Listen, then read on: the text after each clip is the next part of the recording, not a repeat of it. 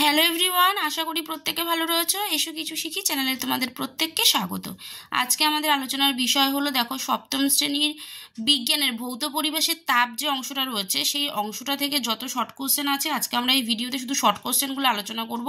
খুব important short question, তো অবশ্যই প্রত্যেকে চ্যানেলটা সাবস্ক্রাইব করে রেখো পরবর্তী ভিডিওগুলো দেখার জন্য। ভিডিওটা ভালো লাগলে অবশ্যই একটা লাইক করে বন্ধুদের সাথে শেয়ার করো।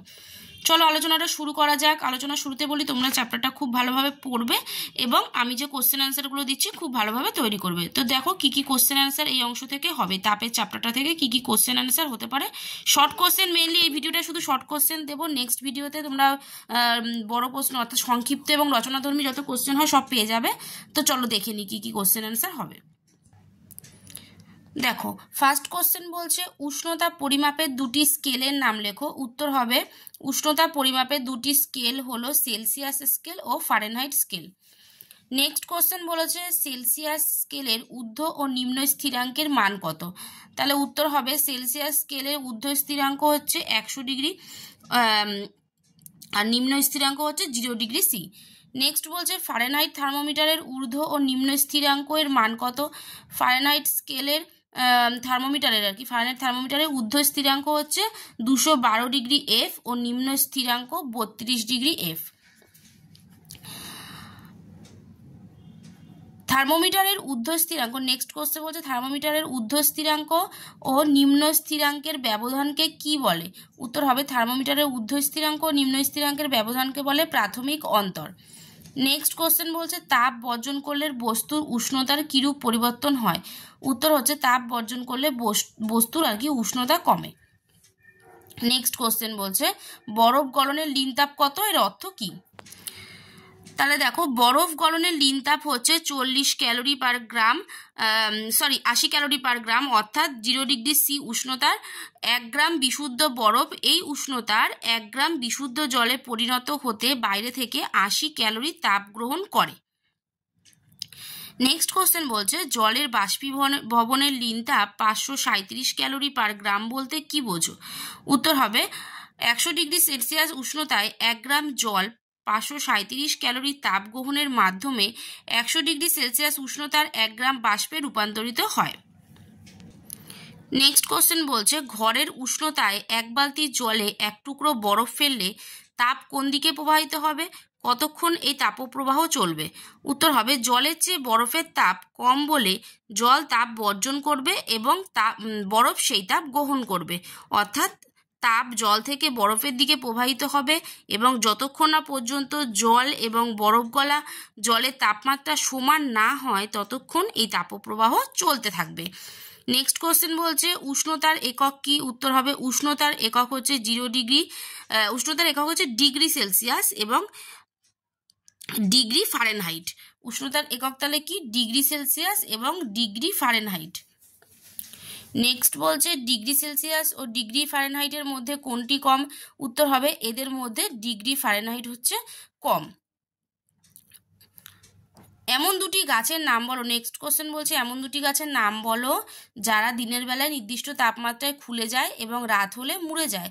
উত্তর হবে বাবলা এবং আমরুল গাছের পাতা দিনের বেলায় নির্দিষ্ট তাপমাত্রায় খুলে যায় এবং রাতে মুড়ে যায়।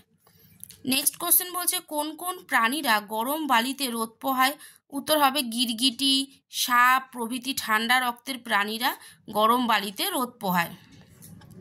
নেক্সট কোশ্চেন বলছে উষ্ণতার কোন মান সেলসিয়াস ও ফারেনহাইট উভয় স্কেলেই সমান হয়। উত্তর হবে উষ্ণতার কোন মান সেলসিয়াস ও ফারেনহাইট উভয় স্কেলেই সমান হয়। তাহলে উষ্ণতার মান উভয় স্কেলেই সমান হয়।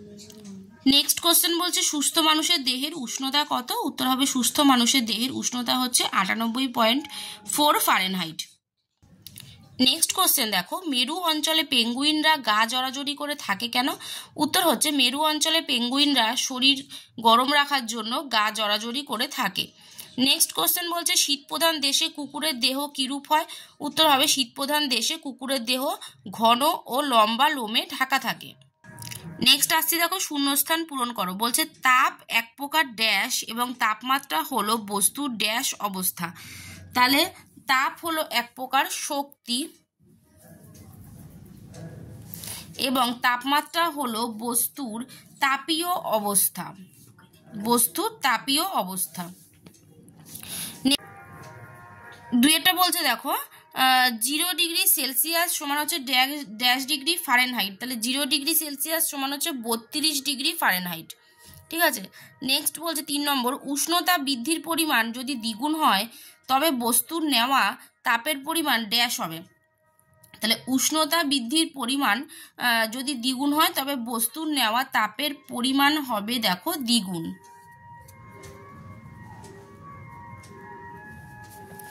নেক্সট বলছে 4 নম্বর, পদার্থের কঠিন অবস্থা থেকে তরল অবস্থায় পরিণত হওয়ার ঘটনাকে ড্যাশ বলে। তাহলে পদার্থের কঠিন অবস্থা থেকে তরল অবস্থায় পরিণত হওয়ার ঘটনাকে বলা হয় হচ্ছে গলন। নেক্সট বলছে দেহের তাপমাত্রা বেড়ে গেলে মানুষের ড্যাশ ব্যাস বেড়ে যায়। তাহলে দেহের তাপমাত্রা বেড়ে গেলে মানুষের রক্তনালীর ব্যাস বেড়ে যায়। রক্তনালীর ব্যাস বেড়ে যায়। নেক্সট বলছে মানবদেহের স্বাভাবিক উষ্ণতা হচ্ছে ড্যাশ ডিগ্রি এফ। তাহলে এটা কি হবে? এটা হবে 98.4 ডিগ্রি ফারেনহাইট। নেক্সট বলছে উষ্ণতা পরিমাপ করা হয় ড্যাশ এর সাহায্যে। তাহলে উষ্ণতা পরিমাপ কিসের সাহায্যে করা হয়? উষ্ণতা পরিমাপ করা হয় হচ্ছে থার্মোমিটারের সাহায্যে।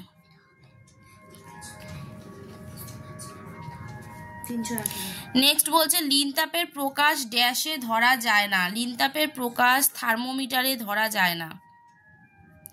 থার্মোমিটার এ ধরা যায় না। নেক্সট বলছে ডাক্তারি থার্মোমিটারকে কখনোই ড্যাশ ডোবানো উচিত নয়। ডাক্তারি থার্মোমিটারকে কখনোই ফুটন্ত জলে বা গরম জলে ডুবানো উচিত নয়। ফুটন্ত জলে ডোবানো উচিত নয়। নেক্সট বলছে গৃহীত বা বর্জিত তাপ মাপা হয় ড্যাশ যন্ত্রের সাহায্যে। তাহলে এটা হবে ক্যালোরিমিটার যন্ত্রের সাহায্যে। ক্যালোরিমিটার যন্ত্রের সাহায্যে। নেক্সট বলছে দুধের ড্যাশ জলের চেয়ে বেশি হয়। এটা হবে দুধের ঘনত্ব জলের চেয়ে বেশি হয়। তাহলে পদার্থের অবস্থা পরিবর্তনের সময় পদার্থের কিন্তু উষ্ণতা অপরিবর্তিত থাকে। নেক্সট বলছে দুটি ভিন্ন উষ্ণতার পদার্থ সংস্পর্শে থাকলে কোন পদার্থ তাপ গ্রহণ করবে আর কোন পদার্থ তাপ ছাড়বে তা পদার্থ দুটি ড্যাশ এর ওপর নির্ভরশীল। তা পদার্থ দুটির উপাদানের ওপর নির্ভরশীল।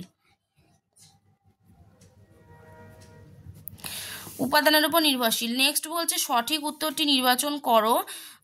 উষ্ণতা পরিমাপ করতে ব্যবহার করা হয় ব্যারোমিটার, থার্মোমিটার না হেক্সোমিটার। তাহলে উষ্ণতা পরিমাপ করার জন্য ব্যবহার করা হচ্ছে ব্যারোমিটার। নেক্সট বলছে দেখো সেলসিয়াস স্কেলে নিম্ন স্থিরাঙ্কের মান হচ্ছে 30 ডিগ্রি সি, 100 ডিগ্রি সি আর 0 ডিগ্রি সি। তাহলে সেলসিয়াসের স্কেলে নিম্ন স্থিরাঙ্কের মান হচ্ছে 100 ডিগ্রি সি। নেক্সট বলেছে জলের বাষ্পীভবনের লিন তাপ 0 ক্যালোরি পার গ্রাম, 537 ক্যালোরি পার গ্রাম না 80 ক্যালোরি পার গ্রাম। তাহলে জলের বাষ্পীভবনের লিন তাপ হচ্ছে 80 ক্যালোরি পার গ্রাম। নেক্সট বলছে ফারেনহাইট স্কেলে প্রাথমিক অন্তর 100, 180 না 112। তাহলে ফারেনহাইট স্কেলে এটা কি হবে দেখো, ফারেনহাইট স্কেলে হবে হচ্ছে 180। নেক্সট বলছে নির্দিষ্ট গলনাঙ্ক নেই বরফের, তামার না মাখনের। নির্দিষ্ট গলনাঙ্ক নেই হচ্ছে মাখনের। তারপর বলছে প্রমাণ চাপে জলের হিমাঙ্ক 0 ডিগ্রি এফ, 100 ডিগ্রি সি না 32 ডিগ্রি এফ। এটা কি হবে দেখো 6 নাম্বারটা হবে কিন্তু সি নাম্বার, অর্থাৎ প্রমাণ চাপে জলের স্থিরাঙ্ক হচ্ছে 32 ডিগ্রি ফারেনহাইট। নেক্সট বলেছে তরল থেকে কঠিনে পরিণত হতে বস্তু তাপ গ্রহণ করে, তাপ বর্জন করে না উষ্ণতা গ্রহণ করে।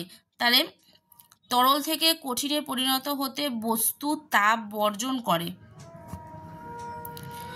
কোনো রোগীর জ্বর হওয়ার তার শরীরের উষ্ণতা পাওয়া গেল 104 ডিগ্রি ফারেনহাইট। ওই উষ্ণতা সেলসিয়াস থার্মোমিটারে মাপলে তার মান কত হবে? এটা হবে 40.1, 40.6 না 40। তাহলে এটা কত হবে? এটা হবে 40। তাহলে তোমাদের এই তাপ চ্যাপ্টারটা থেকে যত শর্ট কোশ্চেন আছে আমি কিন্তু এই ভিডিওতে আলোচনা করে দিলাম। নেক্সট ভিডিওতে আমরা বড় কোশ্চেনগুলো আলোচনা করব। অবশ্যই কিন্তু তোমরা চ্যানেলটাকে সাবস্ক্রাইব করে রেখো পরবর্তী ভিডিওগুলো দেখার জন্য। আর ভিডিওটা কিন্তু লাইক করতে কেউ ভুলো না। তো আজকের মধ্যে এ পর্যন্তই, দেখা হবে নেক্সট ভিডিওতে।